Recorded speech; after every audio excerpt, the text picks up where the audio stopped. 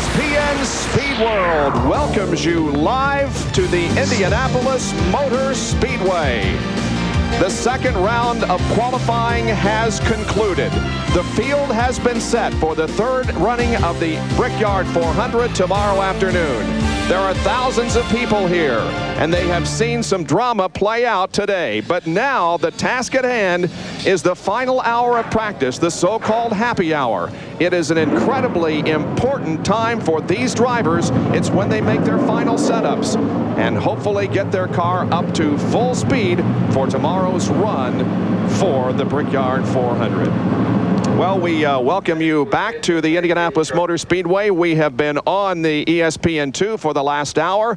We had some drama during qualifying, and the first thing we have to do is say goodbye to Ned. He's been with us the past hour, but you've got some work to do at Indianapolis Raceway Park. Where tonight we'll have the Busch Grand National Kroger 200 on ESPN at 9 o'clock Eastern Time. Great field out there. Randall LaJoie will start on the pole. David Green alongside. Number of drivers who are running here. Dick Trickle, Dale Jarrett, and Kenny Wallace, several others will be going out there to run in that race tonight. Well, Dale Jarrett certainly had one of the big stories here yesterday, besides the one established by Jeff Gordon as he won the pole for the second straight year. Dale Jarrett got high off of corner number 4, banged the wall, but still was able to qualify, and he will start 24th. Here's Jerry Punch. And Bob, he has to hustle here because this final practice session means he gets to get a couple laps in this quality care Ford Thunderbird and heads out to Indianapolis Raceway Park. Dale, I know you're trying to concentrate and get ready, but yesterday is behind you today. The car's been fixed, and it looks like it's coming back up to speed. Yeah, the car was pretty good this morning. Just a few adjustments here this afternoon as the temperature goes up a little bit. I think we're in pretty good shape. These guys did a terrific job putting the car back together, and just got a long way to go to the front. And got a long way to go tonight, headed to IRP for 200 laps in the Busch car. Yeah, it's kind of a hectic schedule, but important weekend for our sponsor over there, Band-Aid, with the Kroger stores around here. So go over there, start 8 tonight, and see what we can do there and get a good night's rest and be ready for tomorrow. How appropriate. He tags the wall yesterday in qualifying and then goes out and gets in a Busch car sponsored by Band-Aid. Hey, let's go to Bill Weber. It was just after 10:30 this morning. Winston Cup practice here at the Brickyard. Bobby Hillin running in a pack when smoke starts to come from the rear of his Jasper Ford. He tries to get out of the groove, but the car slips out from underneath him. Ted Musgrave dives low. Bobby Hillin ends up in the wall. His car is now back at the rig, and his team is in a desperate scramble to prepare their backup car. Bobby Hillin had qualified 5th for this race, your best qualifying effort of the season. I know you're very disappointed, Bobby. Well, yes and no. You know, we're happy with our qualifying effort.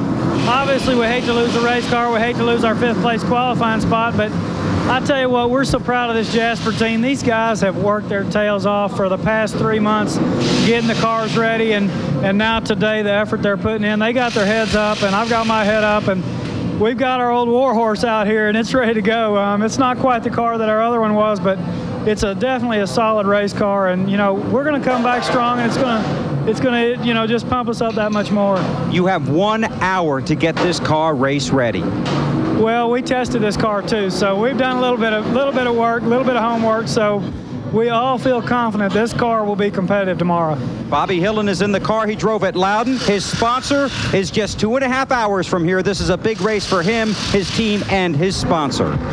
Yeah, certainly a tough break for Bobby Hillin, who was very high after his qualifying performance yesterday, but things like that happen. Now, Benny Parsons, you've been in this situation many times, waiting to go out onto the racetrack for the final hour of practice. How really important is this? Oh, this is very, very important. The decisions that these teams make and the drivers make this next hour will determine who wins the Brickyard 400. No question about it. Do you run a lot of laps? Do you run few laps? What do you do? Well, this is a 2.5-mile racetrack. I think here probably 10 or 15 laps in a row is enough. I don't think you got to run 20 or 30 like you would at a Martinsville or North Wilkesboro or Bristol or maybe even Rockingham, Dover, a 1-mile racetrack, because here 10 laps is 25 miles. You're burning a lot of fuel off, and you should be able to tell in those laps just what the car is going to do. Is drafting a factor here, and will they be doing that here in the next hour? Yeah, drafting is definitely a factor, and yes, they'll be trying to draft. At the end of the straightaway is when the draft will mean the most, but the car's got to handle well enough to come up off the corner. See, I'm using my hands like a race car driver does as they come up off the corner. Okay, well, we're going to see how all this happens because the cars and the drivers are set to go onto the racetrack for happy hour prior to tomorrow's Brickyard 400. Stay with us. We'll be right back with more from the Indianapolis Motor Speedway.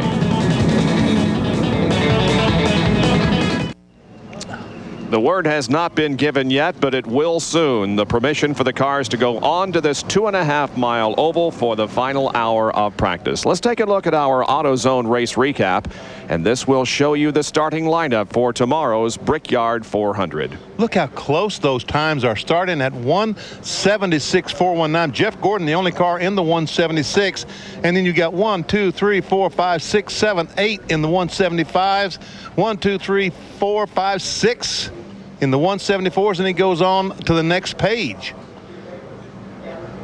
Closely bunched starting field. In fact, 174 clear down through 28th, BP. Good gracious, 8, 9, 10, 11, 12, 13, 14, 15, 16, 17, 18, 19, 20. 21, 22, something like that in the 174 range. So it is going to be awfully competitive. Those 26 through 40 qualifiers were from today's session. It was completed about 45 minutes ago. Ricky Craven and Dave Marcus got into this starting lineup taking provisionals. And there is not a really slow car in the field. Well, with happy hour just about ready to begin, let's take a detailed look at this 2.5-mile oval. 3,300 feet, the front stretch and the back stretch. The corners are banked only at 9 degrees, and the straightaways are completely flat. So it is a bit of a challenge and certainly a different track than they compete on any other time. Bob, I got a question for you, Bob. When this racetrack was brick, what was the banking in the corners? Do you know? 9 degrees, 11 minutes, just like it is today. Oh, okay. Here it is, BP. We head down into turn number 1, and when you get there, I'm sure you act like it's almost a 90-degree turn, don't you? Yes, you do. Where's all that 300,000 people in the stands that's going to be there tomorrow? This is looking down the back straightaway now. It must seem like an eternity until you get to corner number 3. There's the warm-up lane there to the inside of the racetrack through the short chute, turn number 4, and then on to the main straightaway again. And you're right, there are people on both sides, and you got the master control tower and the scoring pylon. That, ladies and gentlemen, is the Indianapolis Motor Speedway. And that's the golf course on the backstretch. The little white, the blue lake is exactly a lake. I just had a feeling you were going to mention the golf course. Yes.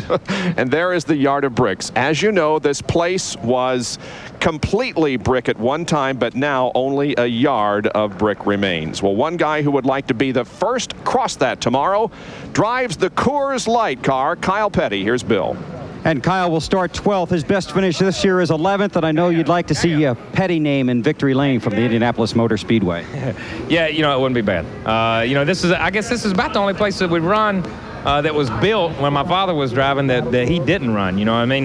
New Hampshire came along after him and some of these other places. So I'm like the last holdout of the Petty crowd to drive at some of these places. It would be special for us and be special for this team to be able to come out here and win a race. I know, Kyle, you want to get this car to victory lane before this year is out because you have other plans for next season. Any of those formalized yet? No, I'm still working. This still came about, and Felix and I are. Like I've said a million times, I love the guy, and it's been a hard thing and a hard decision, but it was just time for me to move on, and I'm still up in the air on a lot of different things, and still just playing it by ear, trying to concentrate on driving this race car right now, and that's the main thing. And that's what he's going to do: climb in the Coors Light Pontiac and test it in the final hour before the Brickyard 400. It was so neat to see him here for the initial tire testing session that they had when he came here for the very first time. He had his video camera rolling and was more concerned about doing that than just about anything else. 39 of the 40 starters broke Jeff Gordon's qualifying record that he set last year of 172.536. Well, it is time, ladies and gentlemen. The cars have been given the green light, and they are pulling on to the Indianapolis Motor Speedway for happy hour. It's definitely feeding time at the zoo. While they get up to speed, we'll take a quick break. When we come back, stand by for full speed and happy hour from the Indianapolis Speedway.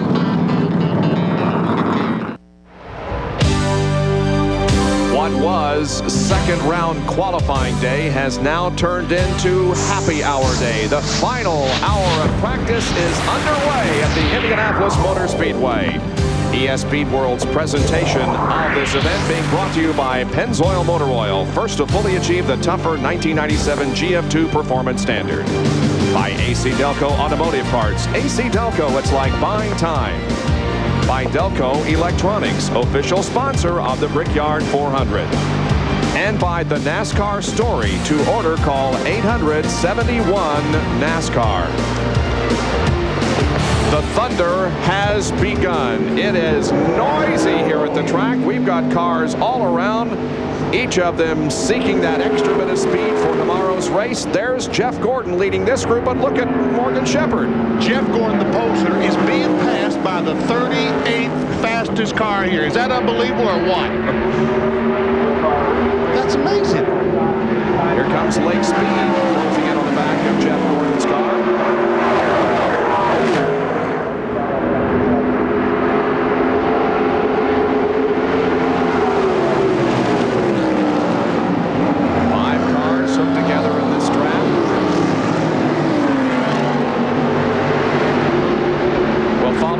Shepherd around 190 at the end of the front straightaway and 179 into the corner. Oh, he slipped up, got a little bit high that time, so Gordon is going to try to take advantage of that. Can he? Is he onside? No, he's not.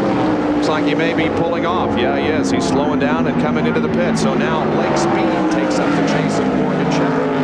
Around a 177 at the end of the backstretch. You compare that to what they were running in qualifying. 193.94 down in turn one in qualifying. And we can see that the wind is blowing briskly down the front stretch because it's 190 going in that corner and 177 going in the third corner. And Lake Speed, that spam car goes up right on the back of Morgan Shepherd. Lake Speed will start third tomorrow, 175.840. Now we'll see if Morgan is speeding up on this lap as the white numbers change to black. Yeah, he was 190 and going into the last time. It's 193 this time.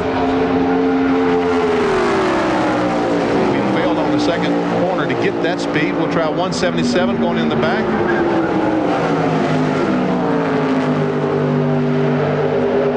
Jarrett is the third car in this line. A little bit faster. It's 2 miles an hour faster that time. Dale Jarrett closes up in that quality care. Faster in the short chute between turns 3 and 4. Last lap, Morgan Shepherd turned to 169.591. 169.994 that time. Interested no longer is Robbie Gordon. Checking everything out. I saw he and Michael Kranifus walking through the garage here a few moments ago. Arm in arm. Yeah, there's a lot of talk maybe that Robbie might drive that car next year, but he told us yesterday that he thought he'd go back to Indy cars. Here comes Kyle Petty out on the racetrack. We talked with him just a few moments ago as he prepared to get into this car to go out.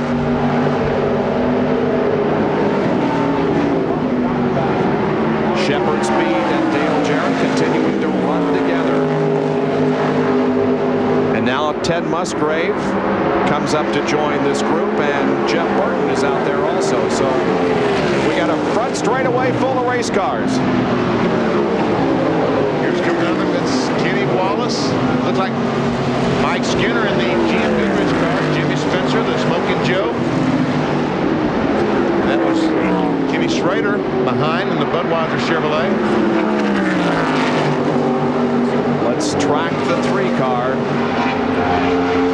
They've had a lot of sorting out to do in this car for Mike Skinner, who will drive it tomorrow. We don't know how much he will drive it, whatever Dale Earnhardt decides that he wants to step out. and he will make that decision. And he only, I would imagine, Dale Earnhardt I'm talking about.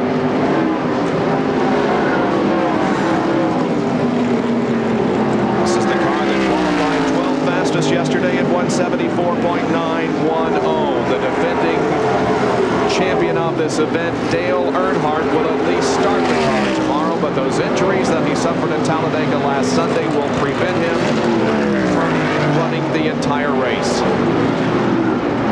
His track is time now.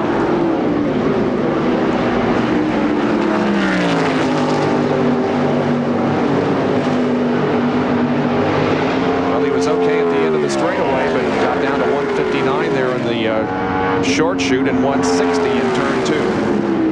Yeah, he lost 16 miles per hour. Looks like he's coming in now. Yep. He's off the pace. So he drops low onto the racetrack and will be bringing the number 3 Goodrich car into the pit area. We'll take a break and be back with more from the Indianapolis Motor Speedway as we cover Happy Hour.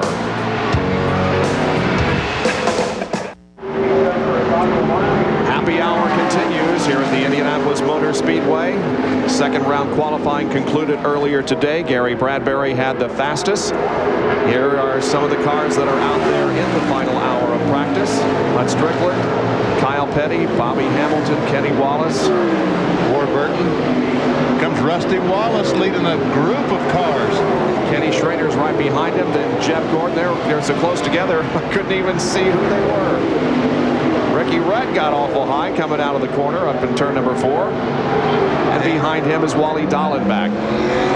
When we documented the problems that Bobby Hillen had in the morning practice period, and there were other problems also, Joe Nemechek had a problem as he came out of corner number 4, and all of a sudden he dropped to the inside of the racetrack, and smoke began to pour from the rear end of the Burger King Chevy. Bill Weber has an update.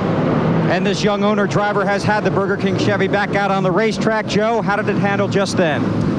Not too bad. Burger King Monte Carlos, we qualified good. We're just trying to get a good race set up. Lost a motor early in the early practice this morning, put another one in. She's fast again. So the whole key here at Indy is if you get around the racetrack, you got to get the car to the bottom of you got to hit the apex at the right spot. If you don't hit the apex at the right spot, you get real tight off, and that's what 95% of the people are fighting right now. And we're just changing sway bars, springs, shocks, lots of shocks to try and get that car to handle. So you're saying it's all driver here, huh? I'm going to say driver's a big percentage of how you get around here. And I know some of the drivers been talking. A lot of it's mental. Just like qualifying here, I mean, you got to know exactly what you have to do to get around Indy fast. But you got to have the car right, too. So team's working good. Everybody's putting forth a great effort, and I'm just excited to be up in the front. Okay, some guys fighting the track, one team fighting the clock to Dr. Punch.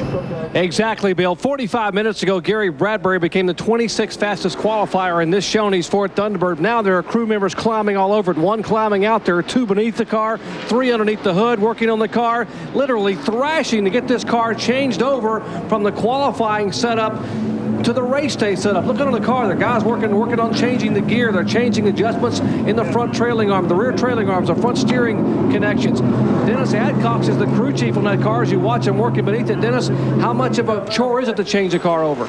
Well, this is not bad as, say, a Daytona Talladega car. We've just made a bunch of little changes. The car's been real tight since we've been here, and we want to make some chassis changes for the race because we're not going to be able to run tape on the nose, which frees the car up. So we're going to make some chassis changes. We're moving the truck arms around, changing the gear, and we'll get ready to go. Hey, it's called Happy Hour, and time's a wasted. It's going to be happy half hour for us today, I think. But at least we're in. That's the main thing. Happy half hour. That's all Gary Bradbury's going to get. But after that qualifying run, as well as this car was running, that's probably all he's going to need, Bob. Wasn't that an outstanding run by Gary? It was. It really was. Under the pressure that he was under, having to do it to get in the show. No provisionals, no way to get in the show other than through time, and he did it. Not only accomplished getting into the field, he'll be eligible for the Busch Clash on a draw. And here we have, about 8 cars drafting and snaking down the backstretch. Jeff Bodine, the QVC car leading. Rusty Wallace, Ward Bird, Kyle Petty joins the race. Art Martin in there. Schrader, Ernie Irvin.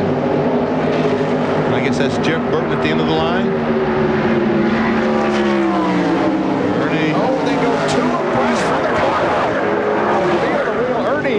Ken Schrader were 2x2. You're not supposed to do that here, are you? No. Now they're 3 wide going down the straightaway. Let's see if Burton and Schrader go through the corner 2x2. No, they don't. So are they practicing literally how they'll drive tomorrow? Exactly. I mean, you might as well simulate exact race conditions, because how else can you make the changes that you need to make? I would imagine, though, that you're not going to push it to the ultimate, because after all, if you wreck the car, you're in real trouble for tomorrow. Well, that's right. You get in a situation that somebody's on the inside of you, you've got to go on the inside of somebody. In this situation, you go back out and save it because there's no point. And whereas in the race, you might have to go on in there. So Jeff Bodine, Rusty Wallace off of corner number 4. Back to review the starting lineup for tomorrow's Brickyard 400 in just a moment here on ESPN as we cover Happy Hour. Stay with us.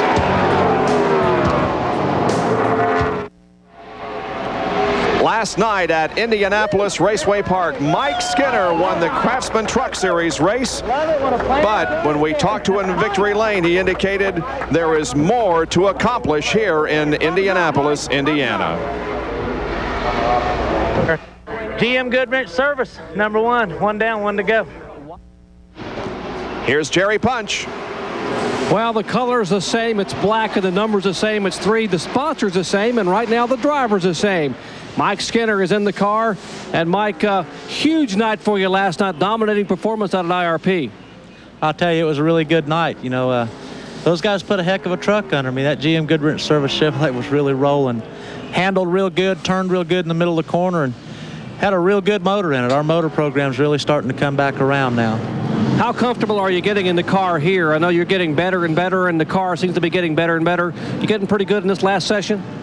Yeah, our times, according to the crew, are pretty decent. You know, there's more of us in the 52s than there is 53s. You know, we're running the high 52s, which I guess the race pace, it ought to be somewhere in there. But I just need laps. You know, we're just trying to get as many laps as we can before we get pushed into this deal here. Word is the biggest cheerleader you got is sitting over in a motor coach trying to heel in a hurry. That's Dale Earnhardt. Every time you turn a lap, he sits there and watches it and says, "Atta baby, Mike, atta baby." He saw you earlier pulling away from Marlin and said, "Man, that motor's strong." I'll tell you, I'd like to left that motor in here. That qualifying motor was a heck of a piece, but this one right here is pretty strong. It's within 50 RPM of the other one. I'm really pumped up about it. This thing ought to run pretty good. That's Mike Skinner. Huge shoes to fill. He said, "I could never fill the shoes. I'll just try to fill the seat for a couple of weeks until the champ comes back." Bob? Last night at IRP, here are the top 5 finishers. BP, you were there. Yeah, I was there, Skinner, and it was a dominating race, led all 200 laps. Sprague, Bliss, Hornaday started 13th, finished 4th, and Rich Bickle, the first, he was in there in the Dodge. Bliss driving a Ford, the other 3 drivers in Chevrolets. There's more tonight at Indianapolis Raceway Park. At 7 o'clock, RPM tonight will originate from here at the Indianapolis Motor Speedway. A Brickyard preview with Benny and me at 7:30. Speed Week at 8:30 from IRP with Dave Despain. And then stay tuned for live coverage of the Kroger 200 Busch Grand National race from Indianapolis Raceway Park. Well, the Goodrich Chevy is all fixed and looking pretty good right now, but that was not the case last Sunday afternoon in Talladega. After a long rain delay, they finally got the race going, and then this tragic incident. Some contact between Ernie Irvin and Sterling Marlin. Marlin gets in the side of Earnhardt. The black car Earnhardt on the inside watches he hits that quarter panel and turns him directly into the wall. The car overturns and then is hit 2 or 3 times as it slides down the racetrack. And of course, you know the injuries that Dale Earnhardt suffered. But he is back here this weekend and trying to drive as much as he possibly can. There is what all remaining of the GM Goodrich Chevrolet. A bad day for Earnhardt, but a very good day for another driver, and that was Darrell Waltrip as he recorded his first top 10 finish of the year. Here's Bill. Well, Darrell Waltrip has 3 Winston Cup championships, 84 victories. He got his best finish of the year last week at Talladega. You're looking to turn things around, and this would be a good place to do it. You know, people talk about Daytona and this race and how they compare. If you're a car owner, there's no comparison. This thing pays, what, $50,000 to start. And we got a lot of races. You got to run all day to make $50,000. So this is a great race, and I'm pumped. I know we're not we're 33rd, and there's some tradition about the 33rd starter here at Indy. They throw a big party for him. I'm going to find out where they're having that sucker at. I'm going to be there. We'll be in the top 10. I feel confident of that. We didn't qualify well, and that's my fault. I messed up qualifying, but this car's fast. It's good. We're okay. This is happy hour. Is it happy hour for you? It's pleasant hour right now. It's just pleasant. Let's put it that way. The Western Auto Parts America car will be a contender. I promise you that. I want the tape of that. We can play it back to him tomorrow, maybe when he gets out in Victory Lane at the Brickyard. Wow. Will there be an icky shuffle in Victory Lane if Darrell Walter wins the Brickyard 400 as there was when he won the Daytona 500? Well, here is more activity on the racetrack now. Jeff Gordon is in this group, so is Johnny Benson. Greg Sachs just got passed by Benson going into one. Well, Benson got a little bit high, and Gordon's going to try to turn under the 29 car of Sachs, and he did it. Great pass by Jeff Gordon. Man, the DuPont car is working. Boy, that's just a sampling of what you're going to see tomorrow when the green flag drops on the race. Here's some sampling now of speeds that have been recorded during this happy hour. Jeff Gordon has had the fastest lap at 171.6. As you can see in there on the left of your screen, he is coming into the pit area once again. Some of the other fast speeds recorded during this session: Terry Labonte, Jimmy Spencer, Bobby Labonte, Jeff Burton, Rusty Wallace, Ken Schrader, Bud Strickland, Dale Jarrett, and Mark Martin, who will start second tomorrow. Speaking of Hut Strickland, who is 8th quick at the moment, here is his car under the gasoline alley sign as they push it back into the garage area. Stand by for more from the Indianapolis Motor Speedway in just a moment. Happy hour in full swing, and Benny, look at this mess. 3 abreast down the front stretch at Indy. That's Kyle Petty blowing by Dick Trickle, and the ring mast car makes the pass. I mean, they really are. It looks like a race. It really does. They are definitely simulating race conditions. What do you think the Pulse Center would be doing right now? They'd be working on the car, throwing springs around, shocks, and getting that thing ready to run 400 miles here at the Indianapolis Motor Speedway. Aren't they? Yeah. See what I tell you? They're pretty good. Yeah, changing the gear. I guess they aren't changing the gear. Maybe they are. He's got the fastest speed, though, during the session so far. Jerry, you there? Well, Bob, I am here as Ray Evernham is talking to the pole sitter and his driver, Jeff Gordon. Looks like you would think these guys are starting 43rd and not first, but of course that's sort of the MO for Ray Evernham. It's never enough. We're going to keep working and keep working and keep working. Ray is over here talking to his young driver, and maybe we can come in and well, they're smiling. I don't know if it's overly serious, but hey, Ray, let me ask you a quick question. You guys are on the pole. You're faster than anybody else here, yet you're probably working harder than anybody else. It just doesn't sort of figure. Well, it does. It made the rest of those guys mad, you know, so they're going to be coming behind us pretty hard. So I need to keep them out front because track position is going to be pretty important. What all are you doing? You're making a bunch of changes here.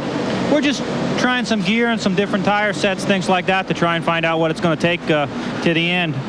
All right, we'll leave you alone. Ray Evernham and Jeff Gordon, that's the front inside front row duo as they are going to change the gear. We'll show you, we'll tilt down here in the front and show you that's the gear that's going to go in the car. We'll tilt down right here. This gear is going in the car. They're underneath the car pulling another gear out. So even though you're the fastest thing here at the Brickyard, it's not enough when it comes to race day. They're going to try to get the car a little more comfortable for Jeff Gordon. Let's go to Bill Weber. Well, just updating you, Bobby Hillen crashed his primary car this morning about 10:30. He's just had his back out on the track for the first time. We'll lean in here. Bobby, how was it? It wasn't great, but it wasn't too bad for a first time out on the racetrack. We're going to make some adjustments, and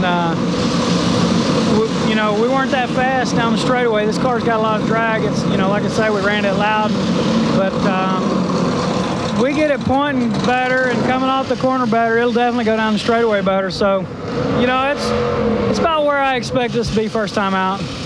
It's a very frantic pace in here. They're trying to flare out the front fenders. They're working on the bar and the rear end. They're about 0.3 of a second off what the fast guys are running out on the racetrack right now. And the fast guy is Jeff Gordon, 171.644. Rusty Wallace is on the racetrack. He's the 4th car in that group as Jeff Burton goes by Ricky Craven. That's Burton in the 99 Excite car. Ricky Craven, the 41. That's Brett Bodine in 11th. The 3rd car in Rusty and Morgan Shepherd. Jeff Burton, 171.416. Rusty, 171.210. Their best laps upon the session. Rusty's going to make a pass on Brett Bodine, and he's going to bring Morgan Shepherd with him. And Morgan about missed a corner that time. When you see those guys come off the corner high. Whoa, look at that. And you see cars up where Ricky Craven is, that is definitely not the place to go.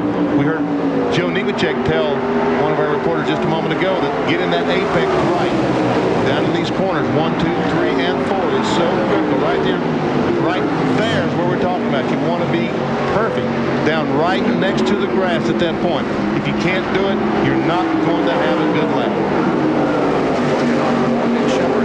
Does that left front want to get light on you when you go around the corner that fast? Well, that's why all these cars are running rear sway bars. Without those bars, this racetrack would be embanked only 9 degrees. You're exactly right. It would feel very light there.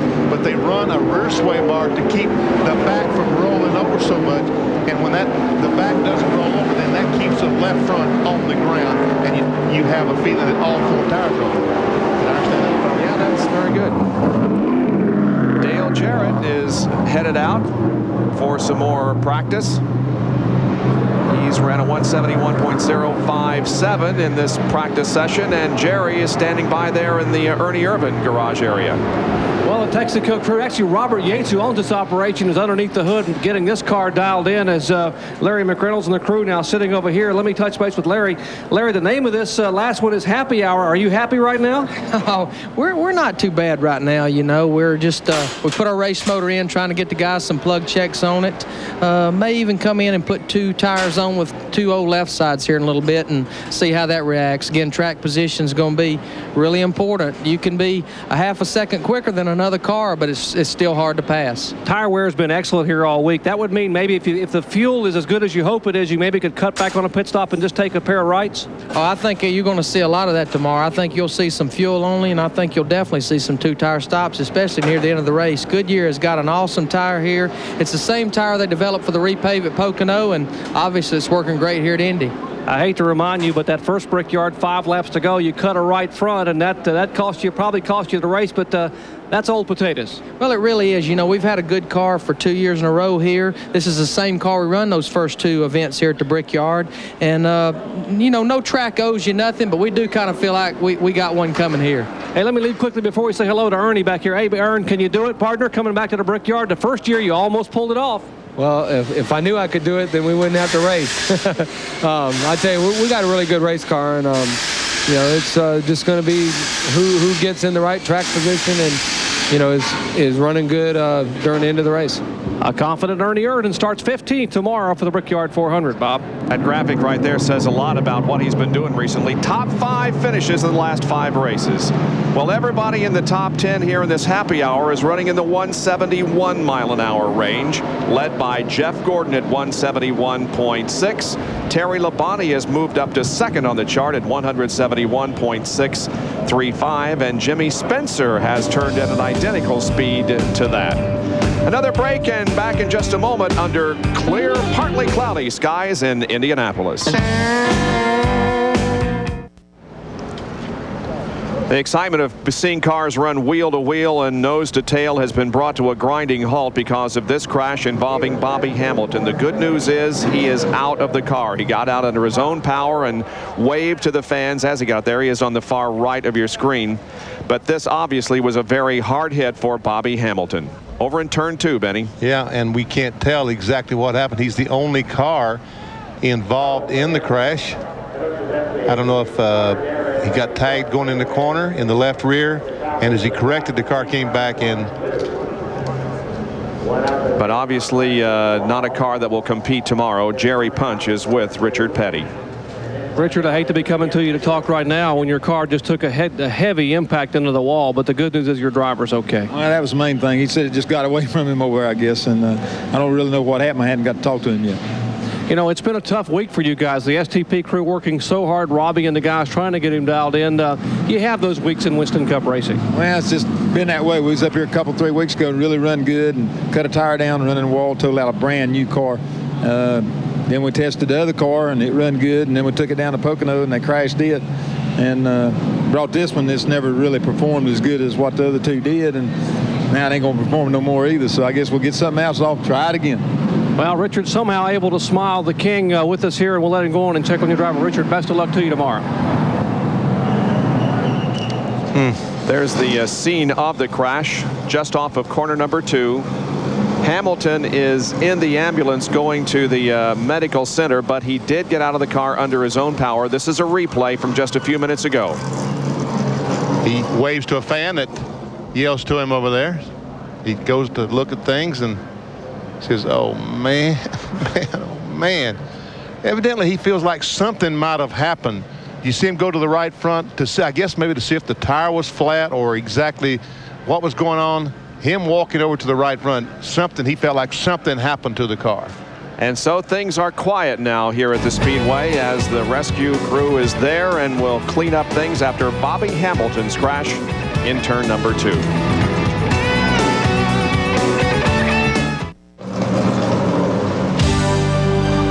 Happy hour interrupted by a crash involving Bobby Hamilton here at the Indianapolis Motor Speedway. Tomorrow, of course, the big Brickyard 400. ESPN's Speed World coverage this afternoon is being brought to you by the more than 1,350 AutoZone stores across America. AutoZone, the best parts in auto parts. By Smooth Busch Beer and Easy Drinking Busch Light. Busch, the official beer of NASCAR. And by Chevrolet. One car company has won more races in the history of NASCAR. Genuine Chevrolet. Let's take a look at the starting grid once again for tomorrow's running of the 3rd annual Brickyard 400. And this is the qualifying order. We do have some changes that will be going into effect prior to tomorrow's event because Bobby Hillin, that you see there, who qualified 5th, crashed this morning. He'll have to go to backup car and go on the back row. And of course, Bobby Hamilton, that you'll see a little bit later, will also be going to the back row as a result of his crash just a few minutes ago. There's 16 through 30. Michael Waltrip back in, and look at Jeff Burton back in 28th, and in happy hour he has been running very, very well. As a matter of fact, he's about the 5th or 6th fastest car. 5th, And Bobby Hamilton qualified 37th. He's got to go all the way back to 40th.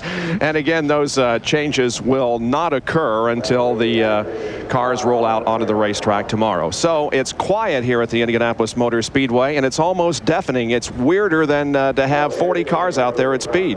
You know, Bob, I have gone to sleep at a racetrack while practice or a race is going on. And with all that noise, I've been able to go to sleep.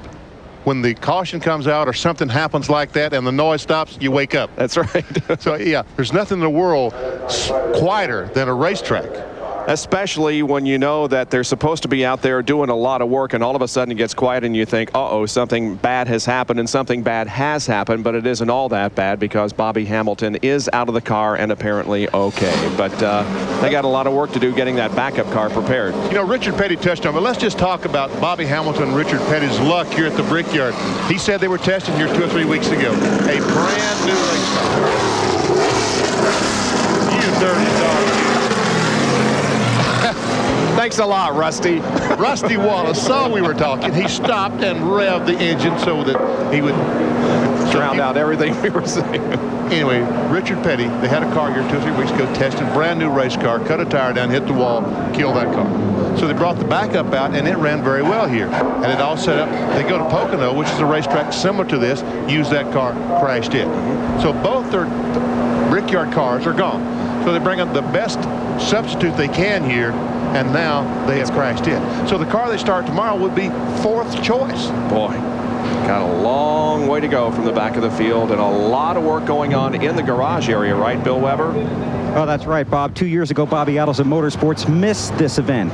But Saturday, race day, even though they weren't here, it turned out to be one of their best days ever. They signed a full-time sponsor, and they put Derek Cope in the seat. Now they have Babcock Home Furnishings on the hood. Derek Cope's still in the seat. How you running, man?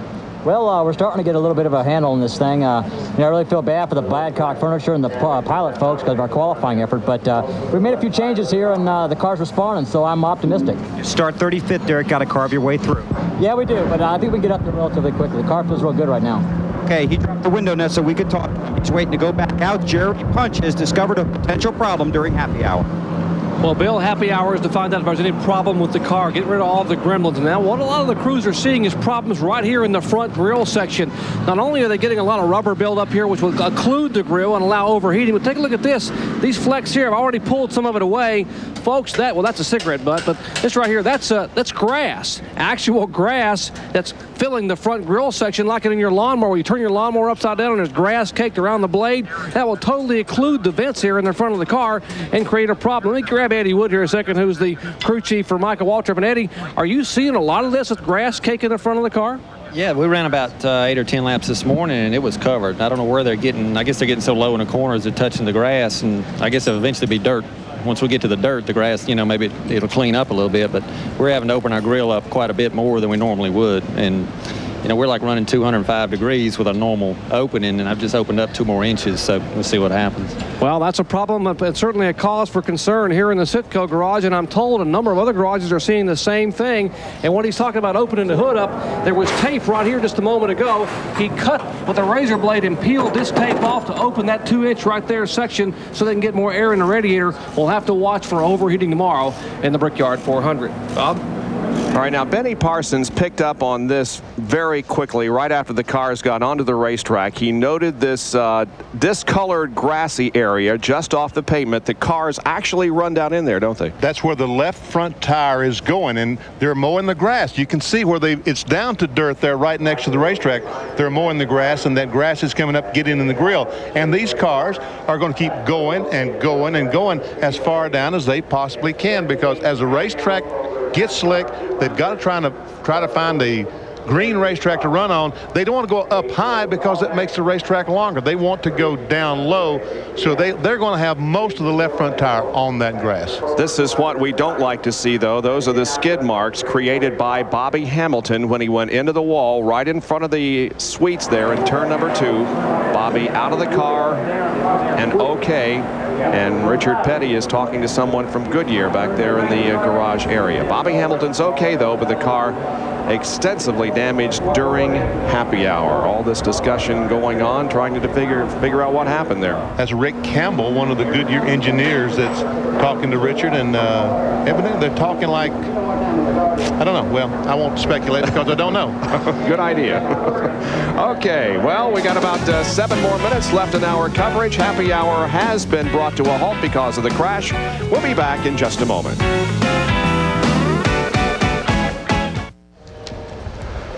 7 o'clock tonight, RPM tonight from here at the Indianapolis Motor Speedway. But John Kernan over on the Deuce. Benny and I with a Brickyard preview at 7:30 here on ESPN. Speed Week with Dave Despain tonight at Indianapolis Raceway Park at 8:30. And then 9 o'clock live coverage of the Kroger 200 Busch Grand National Race, also from Indianapolis Raceway Park. Tomorrow, our coverage continues. First of all, on the Deuce, 11:30 RPM today, a Brickyard pre-race program, an hour's worth from noon until 1 o'clock. Then the Brickyard 400 on ABC at 1, and RPM tonight at 5 o'clock Eastern Time on the Deuce. Jerry is with Rick Campbell, the Goodyear engineer who was talking with Richard Petty. And Rick, let's set it straight. There was no problem with the Goodyear tire at all? No, Jerry, there sure wasn't. It's just double checking, but everything's fine. Robbie and Richard say it just got off from underneath them. So. Hey, the teams here are applauding the fact that they're seeing minimal tire wear on this Goodyear tire. Is this a new tire here or one you've run this year? It's a new tire this year, but we've raced it at both the Pocono races so far this year with very good results. Teams have been very happy with it, and they were very pleased that we decided to bring it here as well. Well, teams are thinking about 2 tire stops, and Bobby Hamilton just walked in over here, and we'll walk over while we have a few minutes before we go off the air. Bobby, first of all, it's good to see that you're okay. That was a pretty hard lick. You all right? After the lick I took up here in testing, doctor, I don't think nothing can help me. Yeah, I'm fine. It just popped my neck a little bit and hurt my right knee a little bit, but I was able to run down here, so I think it's okay. So what happened up there? Just the car, was it getting a little slippery out there? It seems like it got a little looser for us right there after second round qualifying. We was real good before that. I was just running along, and I had been a little squirrely, but I was trying to run a little bit and burn a little fuel off, see if it get any better, because you push so bad here in traffic, you know, everybody starts a little neutral. And I probably shouldn't have run as long as I did, but we've been having trouble with the car the whole time we've been here, so except for costing us a lot of money and our pride a little bit, it might have been a blessing in disguise. Well, thankfully, you're okay. Let's take a look at this race car that just rolled in here. This is another backup Pontiac Grand Prix, and looks like a super speedway car. We'll get out of the way here a second, and they're going to raise the hood, see if there's an engine inside. And Robbie, is this a speedway car? The car we sat on the pole with at Michigan. It's probably a better car than the one we just wrecked, so we'll be in good shape. All right, that's the pole sitter from Michigan. Did have an engine already inside it. They rolled it over here. And as they get this car prepared for what are the final few minutes of happy hour, let's get a rookie perspective of what's going to happen tomorrow for his first ride in the Brickyard 400. Here's Johnny Benson with Bill Weber. And he will start 14th as a rookie. Johnny, what's it mean to you to be starting in the Brickyard 400 tomorrow? I tell you, that's pretty cool. You know, to qualify 14th, we're extremely happy for this Pennzoil Pontiac. And, you know, to get on first round, everybody wants to do that first day. And I'll tell you what, we're pretty excited where we're starting. Johnny, how will you sleep tonight knowing the historic meaning this track has behind it and how big a payday potentially lies ahead? I was going to sleep great until you put all that in. We're going to sleep pretty good. You know, maybe not that day before qualifying, but now that we got qualified, you know, we're pretty excited about the start of the race. Okay, and this team may have finally hit their stride. They're really running well. Their confidence is up. Tomorrow could be a big day for the Pennzoil Pontiac. Johnny Benson, as Bill indicates, starts 14th in the lineup. And there we see Doyle Ford, one of the NASCAR officials, already put in the 43 car through inspection. You just can't roll a car off the truck and say, I'm going to race this car. It has to be passed by NASCAR before it's legal to race, and that process has already started. But boy, what a crapshoot, because this car is not going to have a lap on the track until it gets out there tomorrow. And the 17 car of Darrell Waltrip apparently just blew an engine. Better today than tomorrow. Oh yeah, better than the first or 10th lap tomorrow, that's for certain. Darrell Waltrip had a great run at Talladega last Sunday, and he's got an engine problem right now. Let's take a look at the grid once again for tomorrow's race. And I'll remind you that if there are any changes, for instance, Bobby Hillin there will have to go to the back of the pack because he's starting a backup car, and so will Bobby Hamilton. All those changes will be made as the cars roll off from the grid tomorrow, shortly before 12:15 Central Time, 1:15 Eastern Time, and the start of the Brickyard 400. But there's some cars back there that are running awfully well that can go to the front. Who's going to win this race? 40 cars, and they really, truly all have a chance. Well, there is a lot of thrashing going on in the garage area as the crews have been out there on the track. In this case, they're preparing the car for the first time on the racetrack. Ted Musgrave's crew hard at work. Got the jack under the car, trying to get the springs and shocks changed, and they got to do it in a hurry. There's no time. They got to hustle. You see them changing the sway bar on the. No, they're checking the toe in on the 30 car, the Johnny Benson car. So all kinds of activity going on as Bobby Hamilton can only wait until they got his car prepared for tomorrow's Brickyard 400. And Richard Petty also a little bit tense and nervous right now as the crew has a lot of work to do in the next few minutes and next few hours to make this car race ready. Coming up next, Senior PGA Golf, the VFW Senior Championship. I think I'm going to take up golf in my next career. And leave the broadcast booth? Well, there are a lot of landmarks that make the Indianapolis Motor Speedway the world's greatest race course. The Gasoline Alley entrance, the Yard of Bricks, all that remain of the original brick service. They're all shooting for this trophy tomorrow that will go to the winner of the Brickyard 400. Will it be Jeff Gordon? We'll see tomorrow. ESPN, the worldwide leader in sports.